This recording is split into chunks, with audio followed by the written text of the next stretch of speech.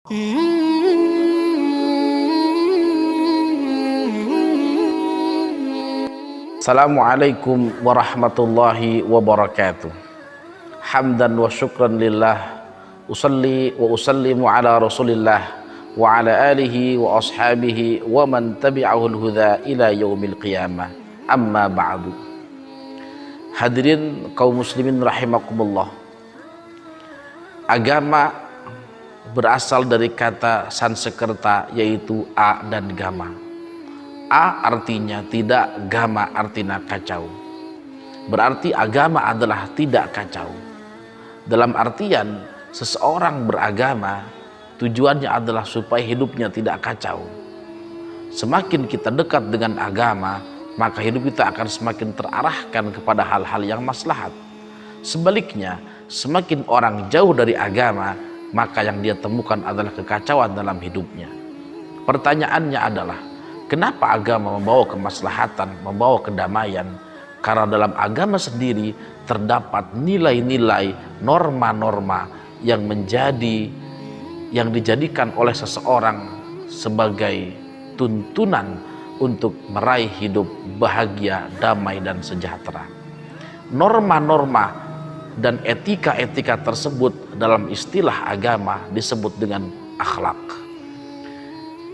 Karena Islam adalah agama akhlak, Islam adalah agama yang menjunjung tinggi nilai dan norma-norma etika.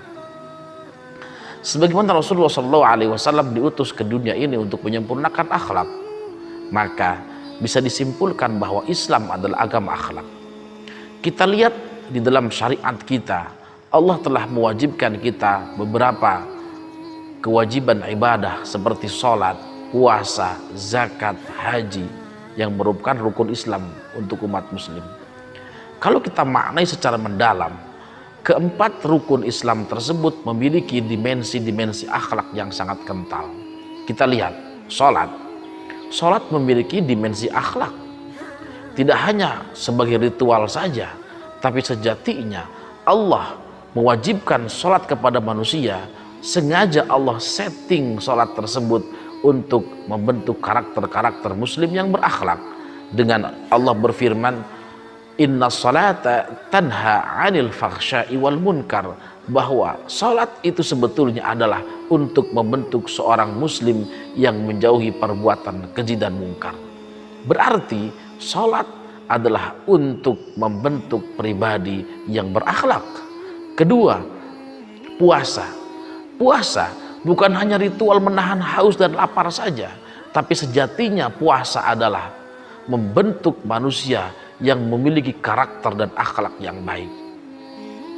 Puasa tidak hanya menahan haus, tapi puasa menahan pandangan kita dari pandangan yang jelek, mulut kita dari omongan yang tidak baik, telinga kita jaga dari mendengar hal-hal yang jelek, bahkan anggota tubuh kita semuanya juga diharapkan untuk dijaga di bulan puasa. Artinya Allah mewajibkan kita berpuasa tujuannya untuk membentuk manusia yang berakhlak.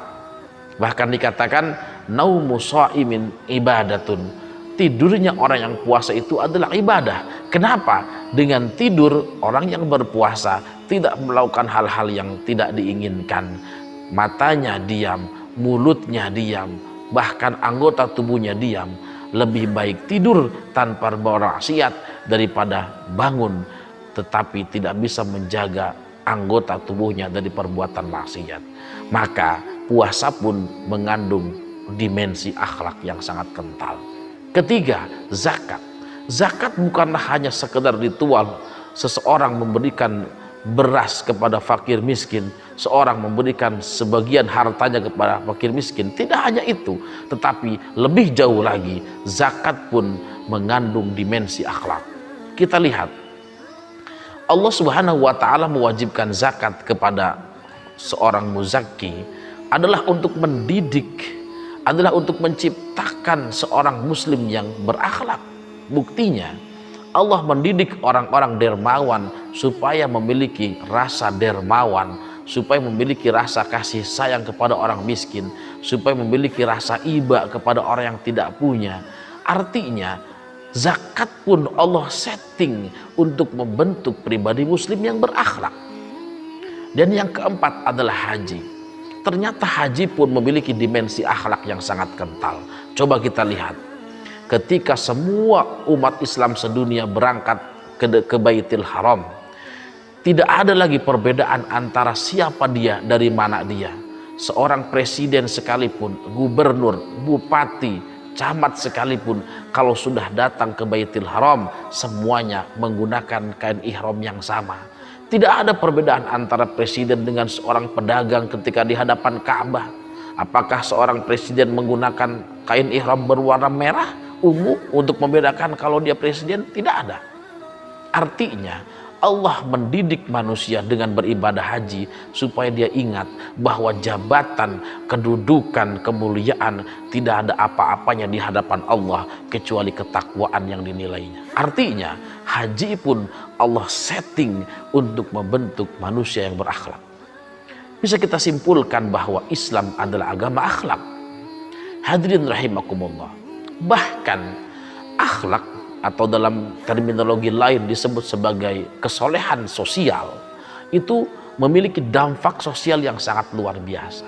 Oleh karena itu akhlak memiliki porsi yang sangat besar ketika kita nanti di hadapan Allah Subhanahu wa Ta'ala dibandingkan dengan kesolehan individual atau ibadah seperti puasa, zakat, sholat dan sebagainya. Kenapa?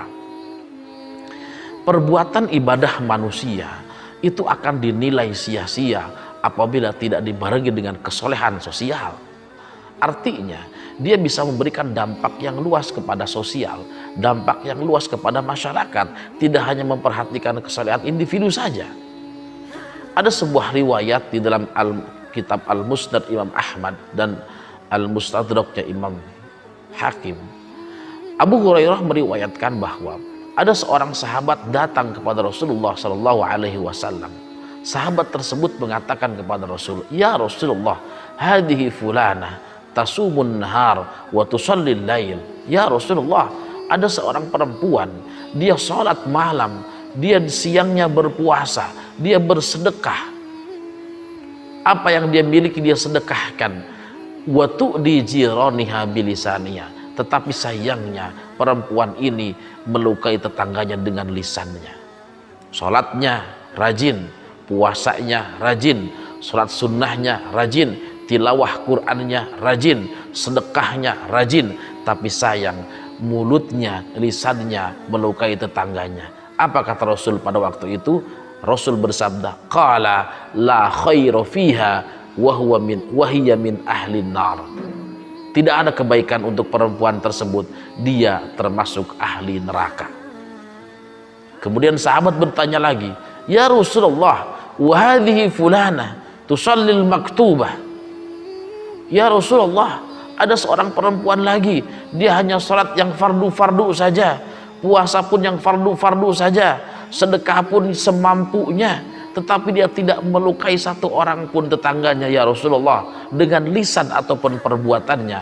Apa kata Rasul? Qala hiya min ahlil jannah, dia termasuk ahli surga.